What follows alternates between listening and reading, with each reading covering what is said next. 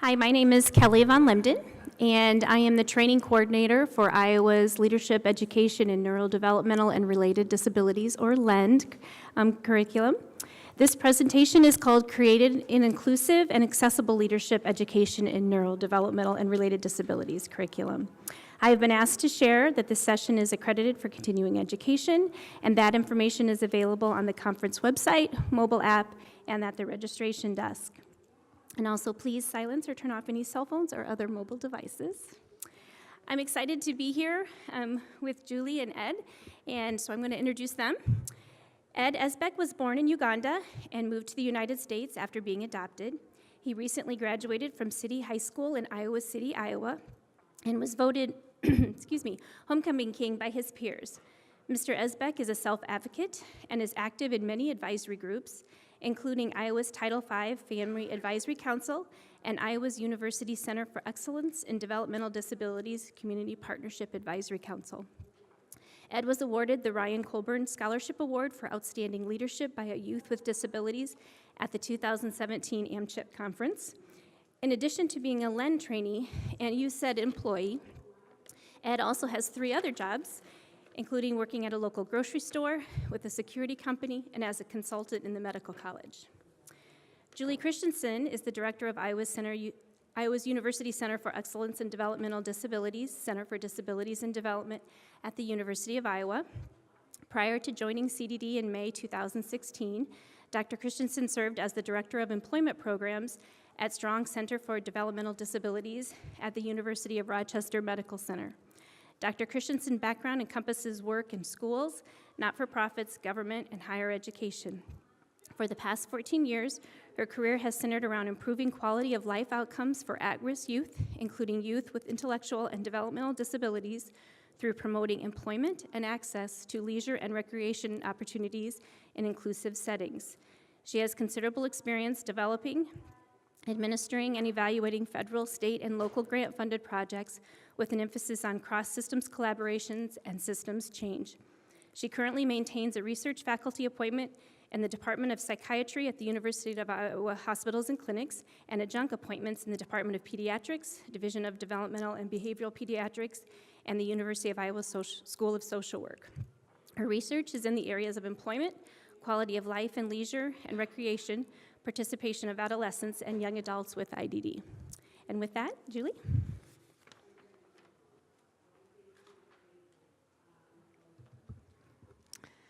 So we're very excited to be here. I'm going to give just a very quick overview of what this project is all about, but then Ed is going to really tell you the real story, so he'll probably negate everything I say.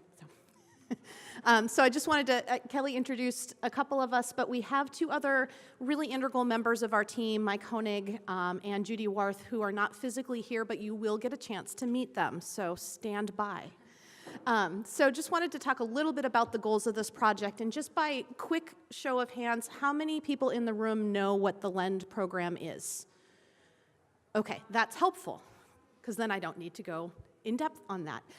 So the ILEND training program is an interdisciplinary training program. It's all over the country, and increasingly over the last, especially over the last 10 to 15 years, there's been an emphasis on looking at the engagement of families as well as self-advocates in the ILEND curriculum. And coming from the University of Rochester, which also had a ILEND program that I was involved in, we struggled a lot in our conversations about how do we create a truly accessible experience for a self-advocate trainee. We were recognizing that many of the models in a lot of programs that we've seen, which is not to sound at all critical, it was just observational, that the role of the self-advocate was often a carve-out. And what we wanted to do in the Iowa ILEND program was try to figure out what we needed to do as a ILEND team so that every aspect of the ILEND program, everything that the rest of the trainees were asked to do, was fully accessible for a trainee. And so to do that, the team, which is really led by Kelly, made a commitment to pool some resources and have a self-advocate trainee for the first time this current year, which is Ed, who also serves as a dual role. So he is a trainee in our LEND program, but we've actually hired Ed to be a consultant to work with us through every aspect of the program over this current year, so that in real time we are really breaking down what's going on in the program. He's telling us what works, what doesn't work, and so that's everything from looking at the accessibility of our materials to the way that our seminars are structured to, you know, how we prep trainees for some of the out of classroom time activities, with the goal of having a LEND experience that a self-advocate as well as a family member, and we've had family engagement in our LEND program for a long time, but we really want to have a fully encompassing program that a self-advocate can be part of every single aspect, and that's sort of a core integral part of what the goal of our project was. So this gives a little bit of an overview of the LEND curriculum, but since so many of you raised your hand on what LEND is, I'm not going to go into a ton of detail, but this does give an idea of some of the things that we were looking at in terms of accessibility for Ed and for future trainees. So not just the seminars that we hold twice a week, but also thinking about observations in a clinical setting, and what does that look like, and what preparation do we have to do for clinicians so that they are speaking in an accessible way. You know, things like thinking about journal reflections, and what do we do if we have a self-advocate trainee for whom reading and writing might be a barrier, and we don't want that to be a barrier. So all of these things, participating in research, completing project hours or clinical hours, that, you know, we want to make sure that we offer the full experience and not just a partial experience. So we started with the team assumption that the self-advocate trainee is learning leadership skills, and this is an important piece because the LEND program, the L in LEND, is about leadership. And one of the things that we have struggled with as a team is really thinking about what does leadership mean, and this is what Ed's really going to talk about. So we did not want to lower expectations. We wanted to raise the bar. We wanted to continually monitor our progress, but we wanted to really think about this from a perspective of leadership skills. And one of the things that we recognize is that when we bring a trainee into our program from any other discipline, we come in with an expectation that they already are on the path to leadership, right? And so we want to make sure that for our self-advocate trainee and our family trainee that we think about that same starting point. So our goal is not to train our self-advocate to adapt to a LEND world, but that our self-advocate brings leadership skills in self-advocacy that then can translate to all of the other disciplines in our cohort. So in the same way that our social workers learn from our speech therapists, we want our developmental pediatricians and our speech therapists to learn from Ed as a self-advocate and to understand what that means, as well as from our family advocate. So that gives you a quick overview of what we're doing. Ed is going to tell you the real story of what this experience has been. I will caveat this, that again, this is real time, so this is the fun part of coming to a conference like this, is that we're still learning, and a lot of you raised your hand saying that you understand LEND, so I'm assuming you all have experiences that you want to share as well. So Ed is going to share his, we're going to hear from our other team members, Kelly's going to kind of wrap us up in terms of where we are in lessons learned, and then our hope is that by the time we do all of that, there's still time for some dialogue. So without further ado, Ed Esbeck.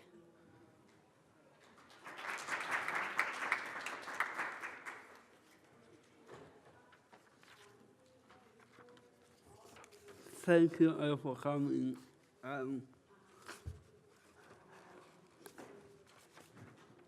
Why do I want to be a LEND trainee? Fulfill my goal of going to back to Africa and to learn about other stuff in disability policy, like I also wanna say that that's not only in disability policy, but also to continue building my skill in terms of what I learn and in terms of what I do, because it's so important for me and it's so important for the other people. So, to continue my education through the University of Iowa, and that is like being part of Iowa and doing everything I can do to help out and to feel good that I'm taking the program. To know that disability is part of life, and that gives me an idea of being with people with disability in their community and serving as an individual with disability. So to help other people to overcome their challenges and to know what disability is all about. And that's where most of the people struggle, because they don't know what is like most of us, what is the life most of us have. And to educate other youth leaders about disability is basically that gives me an idea of where I want to go and what I want to accomplish. So that gives me an idea of accomplishing my goal for life and doing the best that I can be in the university way.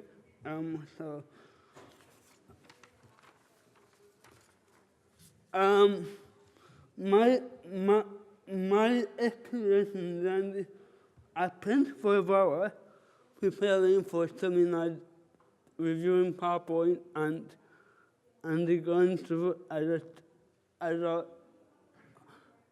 then attending seminar and also doing other stuff within those area.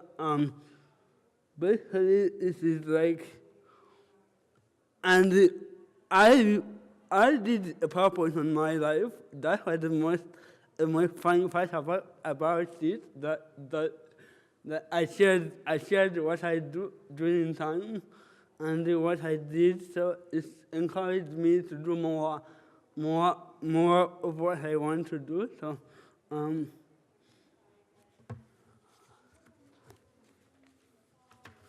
What I'm learning is that it's kind of hard to say that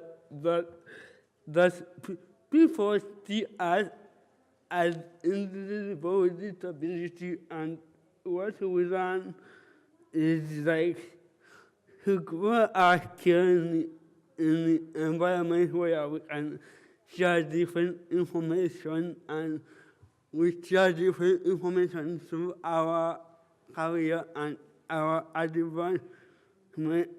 Like you have someone who is there for you all the time, and you try to do your best to know how independent you can be, how professional you can be, you can get. The challenge that I'm facing, understanding when to speak with other people, that has been a challenge for me, like giving chances to other people to speak, because that's really the hard part for me. And so I don't say that it is really it's given me also a courage to view. And the vocabulary sometimes are hard, but again, it's giving me time to think about others and to not jump into that topic. And I know the last seminar was hard for me because one of the things that they did was that they didn't let me talk, and so that gave me a challenge in terms of seeing other people talking and I couldn't talk. So, yeah, because they wanted the other young youth to grow their skills, which were preventing that day. So, yeah. And I'm also learning reading and writing is hard because that gives me like so why reading is hard for me to read is hard for me because I can't read, and I have a disability within the reading and writing because I write so slow, but now I'm finding my way out of doing things. So, and that's always a challenge to find some technology what you like doing. So the other thing I'm learning is to be with the group, to do group work. That is hard, especially when the vocabulary are hard in terms of understanding other people with speak. So I need to get time to do that, and a lot of people have encouraged me to do that even more often. So understanding the subject is hard. Basically, most of the subjects are hard to say and to speak about. So, and that is like, it's hard for me personally to feel like I have a disability, but again, it encourages me to do more. The support I use, this is my best part because I ended up getting all that technology that I need, and so the support I have, I got from everybody which I work with.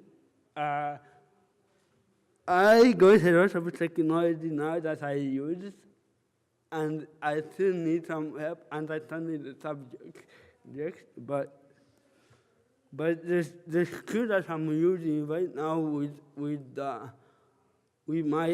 my experience, and I like to talk about that. During the PowerPoint every single day, if I have time, to come before I go to the seminar, that helps. The other thing, reading and writing technology helps, like doing natural reader and other stuff, which is like it's kind of give me a time to think about what I'm gonna say. So, and writing things down also encourages me to do more. I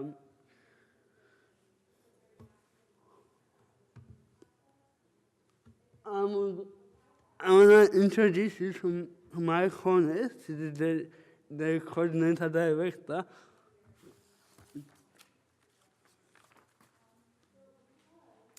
So I mentioned earlier, we have a couple other integral members of our team who couldn't be here, and Ed said. When we talked about the supports that we wanted to put in place to ensure that Ed would be successful, and he talked about this, it had us sort of look broadly on what we need to make this work. And so Mike Honig is actually our training director for the self-advocate trainee. So we have a training director for each discipline. And so I'm going to let Mike tell you a little bit about his experience if the technology works in my favor. Yep. Greetings, everyone. My name is Mike Honig. I am a program coordinator at CDD, and I have the privilege of serving as a self-advocate training director on ILEND.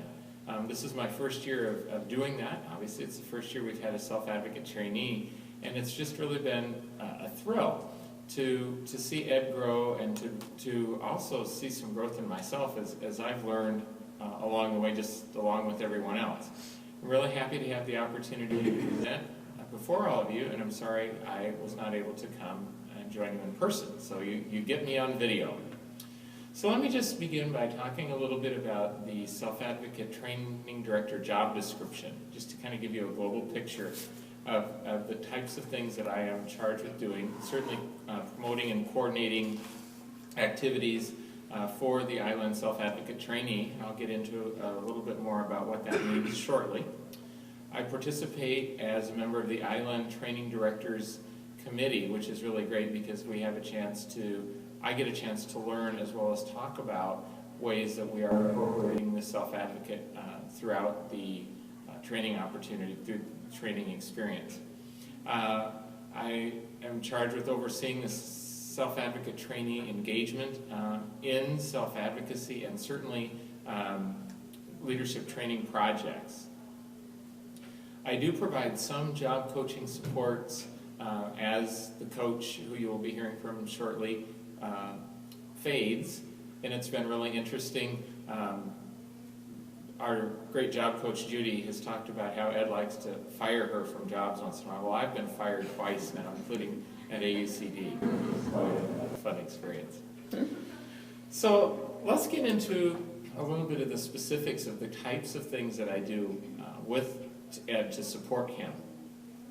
We meet at least weekly, and typically it's more frequently than that.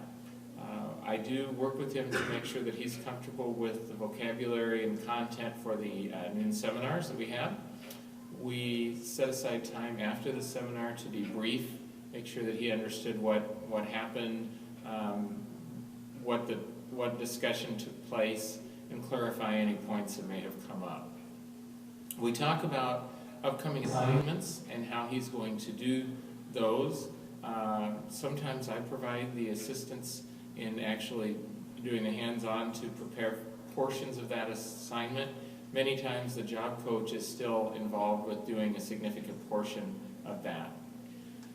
We have asked Ed to write up observations each time that he completes attendance at a seminar, and so I have been assisting him by taking his verbiage and placing it into the form so we can get that submitted for credit. We also talk about self-advocacy principles and resources, as well as professional development, both from the standpoint of a training director and from the standpoint of a person who has lived with a disability my entire life, and talking with him about what professional development opportunities he would like to pursue and when and how conducting self-advocacy is appropriate. Just a couple of other activities that I do with Ed. There are times when he's involved with group projects and I need to make sure that he is getting the opportunity to participate fully. Many times other trainees will just say, oh, we'll just do our research and we'll present once we get to the seminar, for example. And that doesn't always work for Ed, and so I have had to, in some cases, facilitate meetings between he and other members of the small group. He hasn't fired me from that yet, by the way, so I'm pretty happy about that. And then I do attend the noon seminars. They're certainly interesting topics, and they help me to prepare for the debriefing process with Ed after the seminar is over. And then when he does have assignments, maybe he will have a self-assessment, a presentation, I'll provide feedback for him on those assignments. In terms of challenges and opportunities for growth, discerning the appropriate roles of both the training director and the job coach, that's an ongoing process that Judy and I fortunately have worked together for a very long time, and I have really learned a tremendous amount from her on what it takes to provide those coaching services, and have been able to transition some of those from her plate to mine. Identifying the time to provide the adequate support for Ed as opposed to letting him do it on his own. My best example of that is at AUCD when I was going to go with him to a trainee meet and greet so that he could interview someone for a scholarship that he had received. And he very graciously said, I'm going to do this on my own. So we're still learning. Communication can be an interesting process because Ed, so I do struggle sometimes to understand his speech. We've certainly worked through a number of strategies for addressing that. As I acknowledged at the beginning of my section of the presentation, I am new, and so just becoming more familiar with LEND and being familiar with what the expectations are of all trainees, and certainly a training director. Serving as in the dual role of a training director and as a self-advocate. As I said, I've been blind since birth, and have been involved in the self-advocacy movement for a long time, and it's been a good exercise for me to step back sometimes and say, no, wait a minute, it's not my advocacy to do, it's Ed's. It's actually quite empowering as I start getting a few years on myself here to see that people like Ed are stepping into the movement. Another thing that's been really interesting is accommodations for me and my blindness, along with Ed and his speech disability. We've had to get very creative in terms of when he highlights things that he wants me to describe, he either spells them. If that doesn't work, sometimes I'll come down and listen to his screen reader, or we'll go back up and listen to my screen reader. We're both very flexible individuals, and that's really helped us out. So with that, I want to thank all of you for your attention and for your interest in this topic, and I'm now going to turn things over to my friend and longtime colleague, Judy Worth. So I'd mentioned that all of our LEND trainees have a training director, like Mike is, in their own discipline. But Ed also had a dual role, and Kelly's going to talk a little bit more about the structure of this in a little bit, but because the UCED, the University Center for Excellence, has actually hired Ed as a consultant in addition to his time as a LEND trainee, we decided we also wanted a job coach to help with this. And I will say from my perspective, the original point of the job coach was to help with his work as a consultant on the curriculum. And so in my mind, I very much was looking at these as two siloed and parallel processes. And as you heard from Mike, and you will now hear from Judy, things did not turn out that way. And so now we're having a lot of internal conversations about what are the appropriate supports and what are the roles that we need to have in our program. So with that, if I can get back to my PowerPoint, I'm going to let Judy Worth tell you about her experience. Hi, my name is Judy Worth, and I am Edward's job coach, which is kind of a different role for me. For years, I've served as a training director for the LEND program here, providing support and assistance to our trainees on employment and transition-related issues for people with disabilities. But we had this wonderful opportunity with Edward to bring him in as a trainee, and we realized he needed a coach, and I got to be the lucky person to do that. Being a job coach within the LEND program is an interesting role. My primary tasks are to build natural supports between Ed, the LEND trainees, and the LEND staff, which is a delightful challenge because Ed is a high school graduate and he's now interacting with graduate students. Both have managed it quite well with just a little bit of support.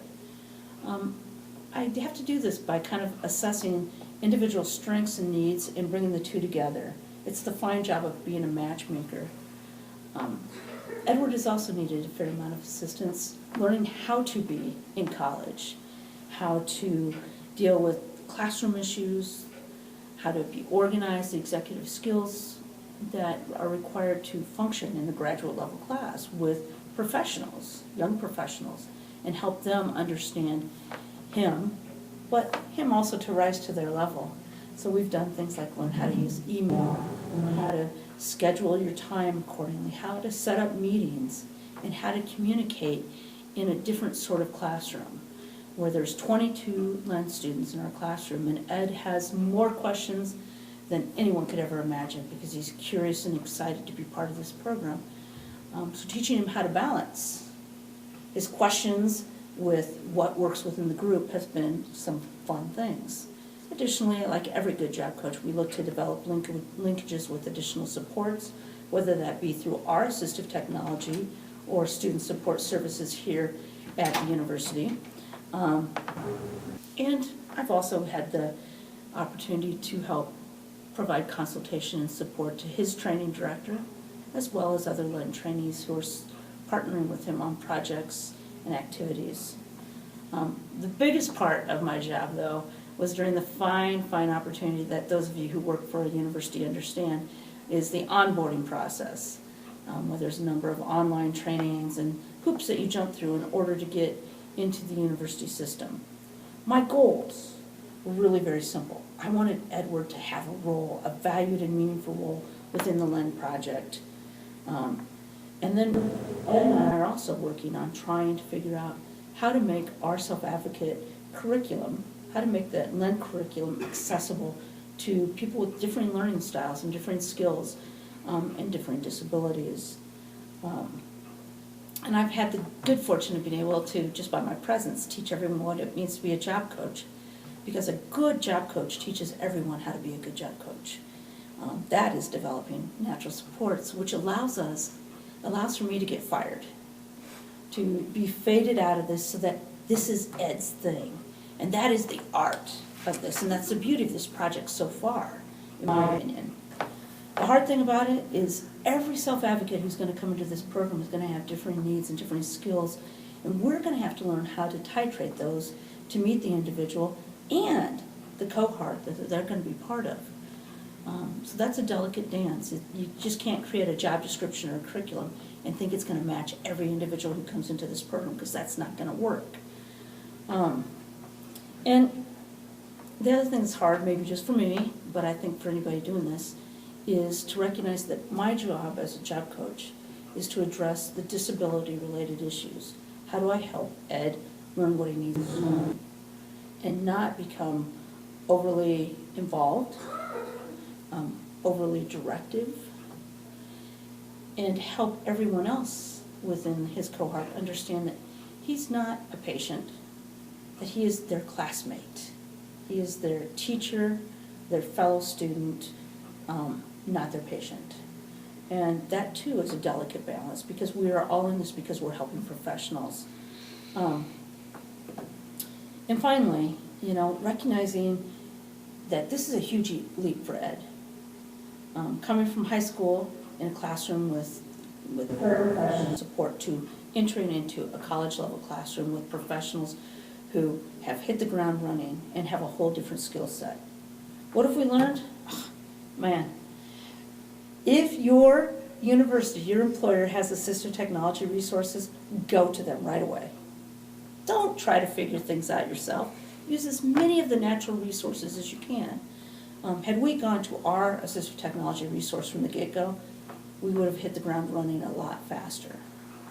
Second thing, don't be married to the process. Keep it flexible, because as soon as you think you know what you're going to do, boom, you're going to hit a wall and it's going to change. That's okay. That's what we need professionals to learn about, what it's like to work with people with disabilities and what self-advocates need to know as well. Make your purpose continually and perpetually to build natural supports. The more people you can link with our self-advocates, the better they're going to do. And in the final analysis, the better that role will be.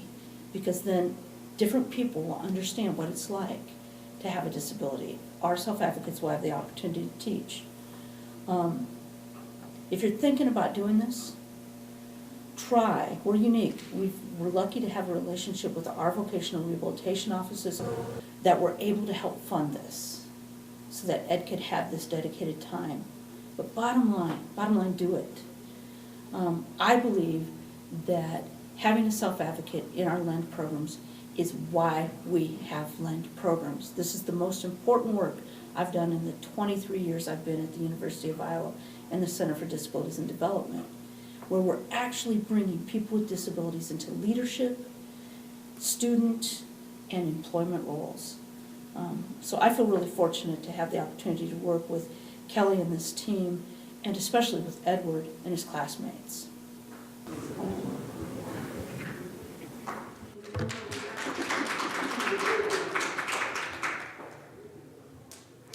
figure out how to get out of here. There we go.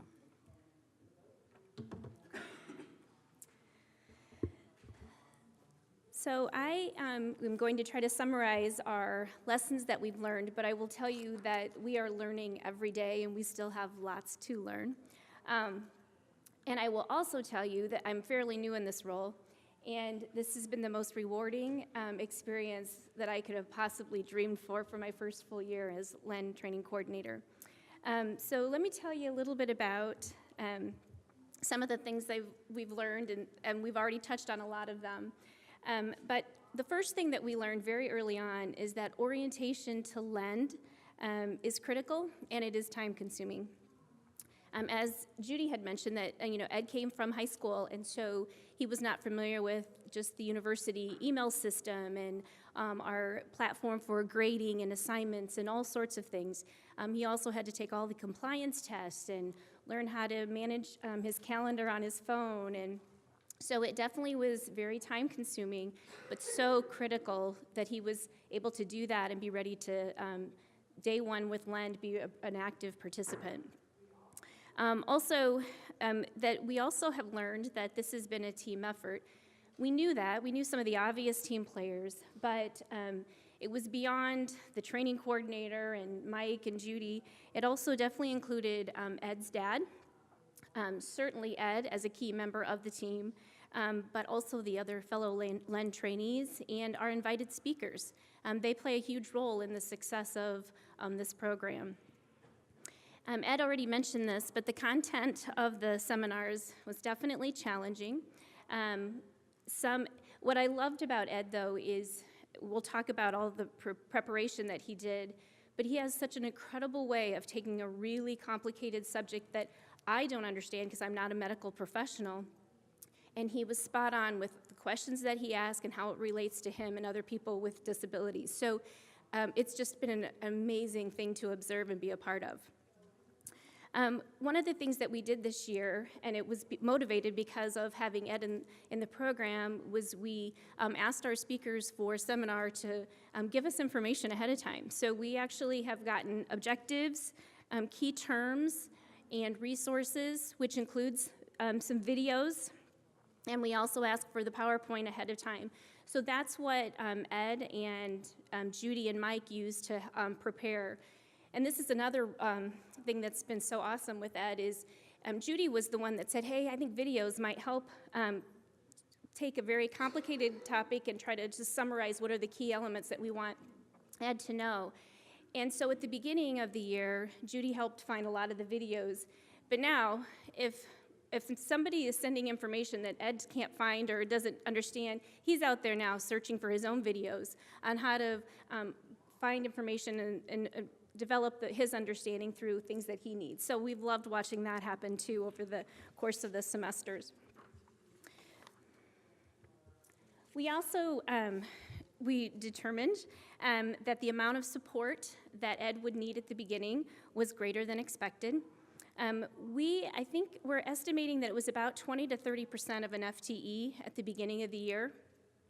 But I will tell you, Ed has become so independent, and he knows now what questions he needs to ask to prepare. And so the whole team is becoming more comfortable with what supports, because he's going to tell us what he needs, and he's really, really good at that. So we know that the FTE percentage is now dropped. We're still trying to figure out exactly where we would land, but it's definitely less than the 20 to 30% that we started with. The types of time that's spent was with helping with prepare for seminars, also with technology, and Ed already mentioned that, but and Julie, I guess, but technology plays a really important role, and we should have done, that's one of those lessons learned, we should have gotten involved with that much sooner in the process. Also, lessons learned is just identifying those skills that are needed for a training director and a job coach. And so we're still kind of looking back and seeing what skills are needed, but that's definitely something we're learning. And also the natural supports are super important, which we did talk about this, but I did want to point out, it was on one of Ed's slides that the other trainees, it's just an incredible group. And one of the things that Ed wanted to work on is presentations and the ability for people to understand his important things that he has to say. And so we have a fellow speech language trainee that works with Ed on a regular basis and helps him with just, because this is his goal, is to be able to present. And so, again, it's just that working with each other to support each other. And so this has really been a really fun thing to observe as well. And then also, we just need to constantly evaluate that all trainees are equal partners. And that is sometimes challenging.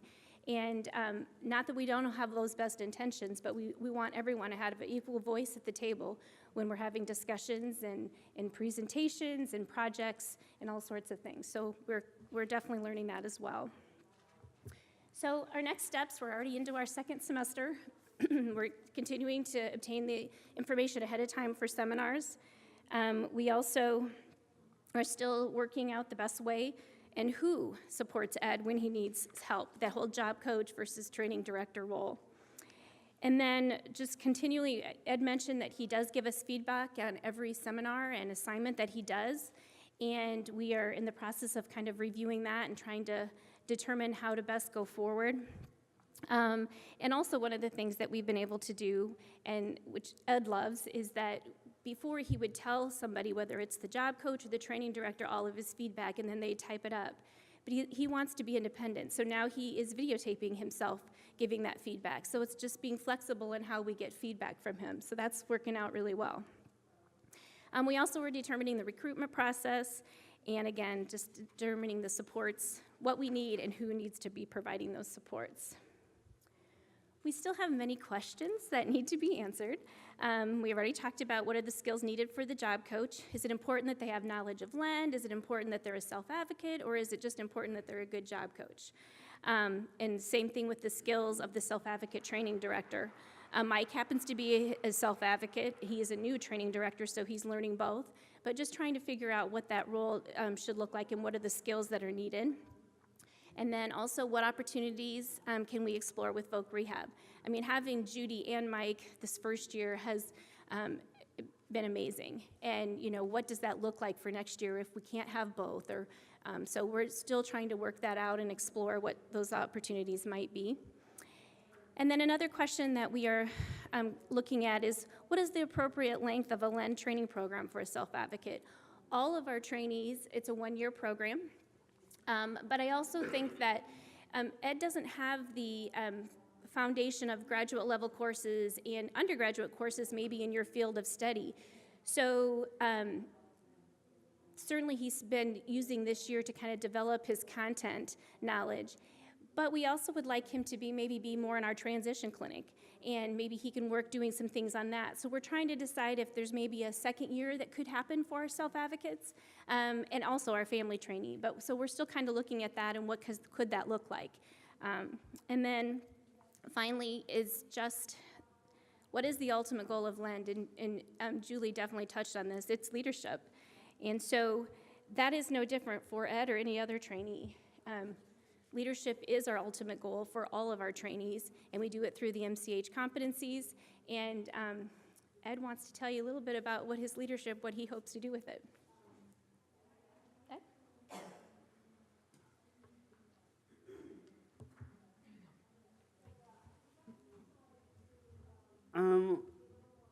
What is leadership? I want to say this in the speech. I have a dream. A dream that I can help people in Africa to overcome their challenges in disability so that they can help us to overcome the challenges. Thank you so much.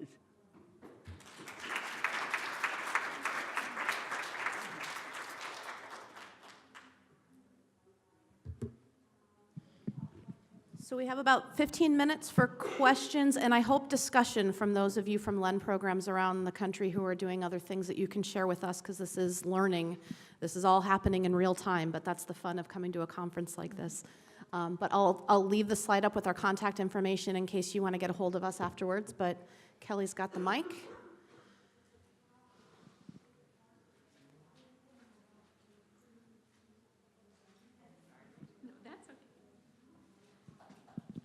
Hi, I was curious about the different disabilities that have been represented by self-advocates, intellectual disabilities. how challenging that would be, verbal communication? How would that work with people with cognitive, intellectual disabilities? So this is our first year of a self-advocate. So we have the perfect self-advocate in Ed. So we haven't really explored what that looks like. So Ed with reading, and so he has reading and writing as more of his disability, and some speech. So that's kind of what we've been thinking about, but we haven't decided what that looks like for other disabilities yet. But we certainly, our goal is to make it work for all of them.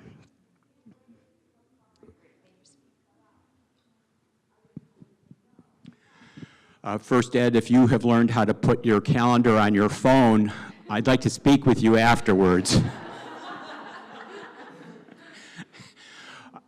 We at the University of North Carolina have invited self-advocates to participate in our LEND program for several years now. And as part of that training, they joined the other LEND trainees in an interdisciplinary leadership development program that we have had at UNC, which brings together trainees from LEND, from public health, from nutrition, from social work, to focus on the core MCH leadership competencies. It's been a wonderful program, and for the past 4 or 5 years, self-advocates have been fully immersed in that program, along with the other students and the other fellows. And I would encourage you, as you move forward, to look at the impact of participation by self-advocates on the other trainees, on the other fellows. We had the opportunity to do that a couple of years ago, and it was really remarkable and beautiful insights, both about the strengths and the challenges, but it's definitely having an impact on the ability of trainees to engage more thoughtfully in interdisciplinary leadership. So I applaud what you're doing, and I encourage you to expand the questions that you ask about this effort. Thank you.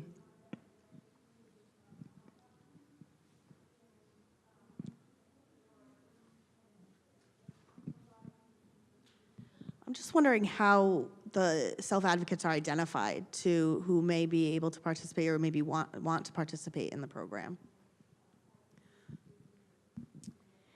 Well, Judy and Mike and Martha actually all knew Ed beforehand. So for our first year, he was identified as somebody that had the skills and the willingness and desire to enhance his leadership skills. So we did not go through a formal recruitment process. We had selected Ed.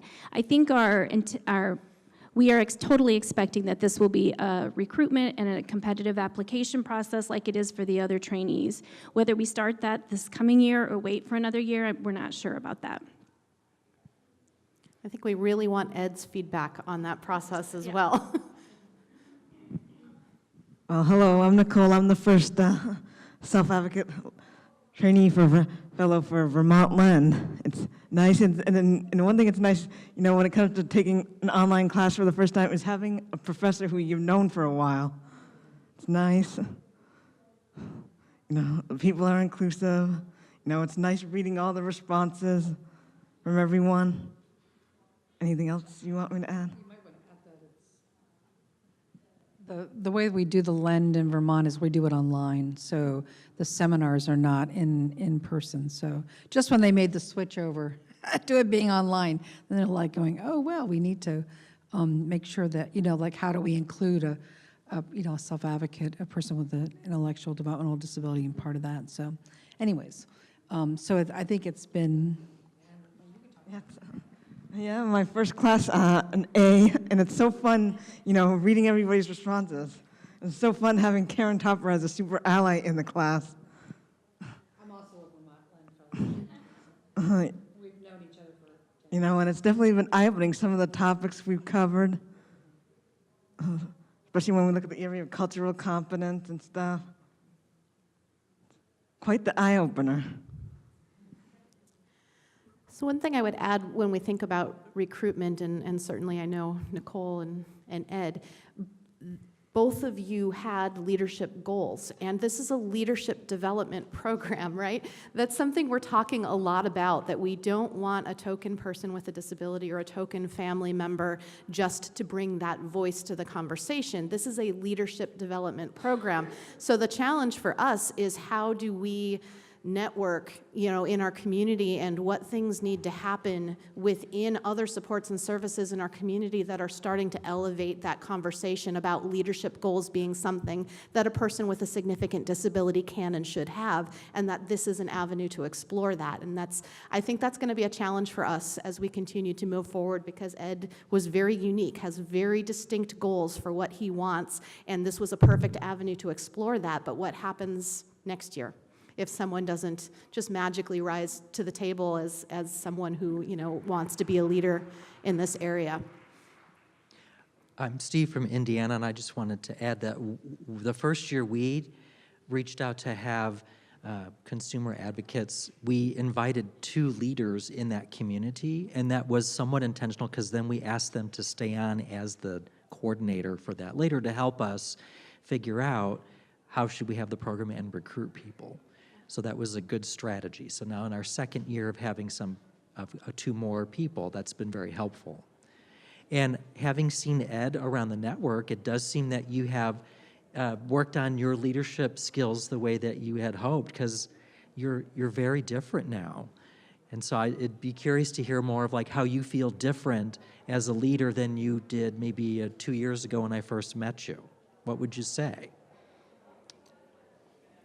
Got a mic? What was the question? I said, I've noticed that you are different in your leadership skills and how you present yourself, and I wonder how you feel, if you feel it's different, or how it might be different from when I met you 2 years ago to now. I continue to build my skill on many steps, and those steps are sometimes kind of hard for me to do, but sometimes I feel that they get me to a point where I want to do something, and I go for it. And I like kicking ass people when I see that they're not giving me the thing that I need. So basically that has built onto my skill too, because I know when I need something and when I don't. So it is encourage me and empower me to do more. Good. Good.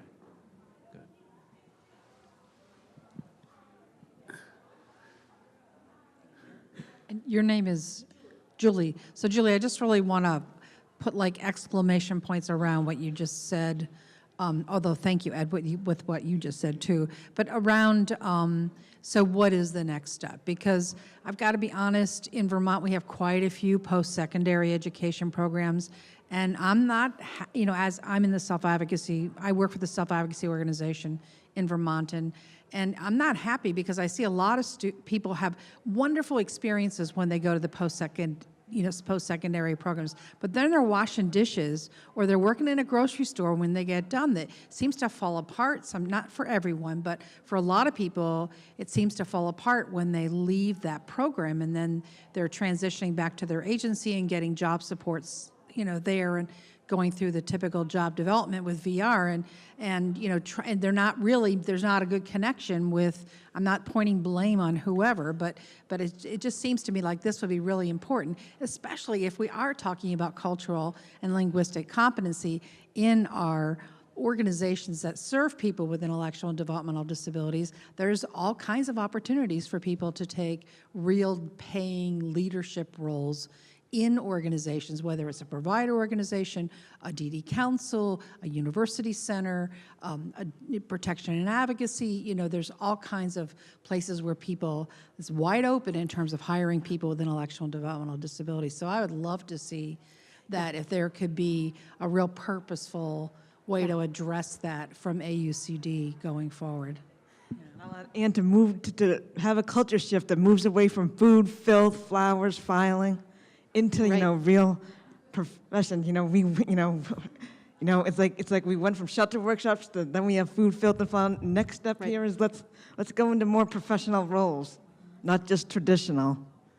So I would, as someone who works in disability employment primarily, I would say amen to all of that.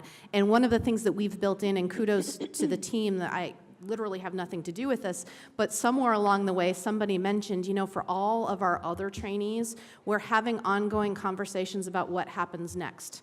I finish my program, where am I going to apply for my next job? Am I going to go on for more training, for a postdoc? Why are we not having those same conversations with our self-advocate and our family trainees? And so that conversation is happening. I would challenge those of us, myself included, who work in a university system, that we have a lot of work to do in figuring out how to get our universities to open up the HR processes to hire someone like Ed.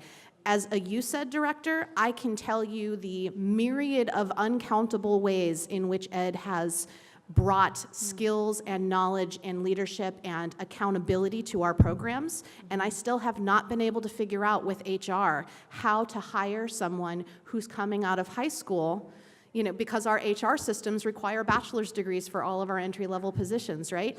So this is something that I agree with you, and I would love to see, you know, both AMCHP and AUCD really start to take a leadership role in how do we engage higher education and other systems that have not quite caught up with the fact that Ed should be employable at the Center for Disabilities and Development, and we're working on that because we know that he has, but I will also say that Ed has other goals. So it's bigger than, you know, just this situation. Ed is very clear that one of the things he really wants to do is go back to his home country and work on disability advocacy there, and we're exploring that as well. But you're right. I mean, what's the point of all of this if someone graduates from LEND and then just goes back to get the same job they would have had they not had this experience? Then we're doing something wrong. Thank you for that comment. And I mean, again, I look at what the goal I made for myself, and I continue bugging her about this, like so bad. And so this is like, it continues to get me involved in the meeting and the conversation of where I want to go next, and it's still a challenge to find out what the kids that they need to do for me next year, or year after I'm done, or maybe 5 years from now. So basically, what we are looking for is a long-term goal, and it's not a short term. So. But most people look at the short term, they don't look at the long term.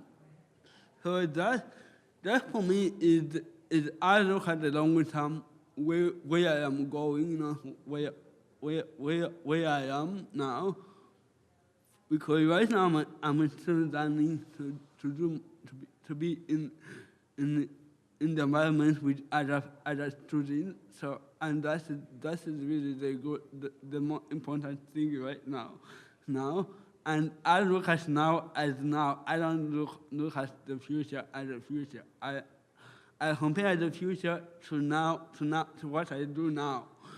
So what I do now is to develop my goal of the future. So, yeah, it may be a hard thing and maybe challenging, but as long as I get to my destination. I think we have time for one more question, if anyone has one, or I know we're between you and lunch. It's an unenviable position to be in. Well, we'll stick around for a few minutes if you have individual questions. Thank you for coming. Thank you. Keep in touch with us. We'd love to learn from you.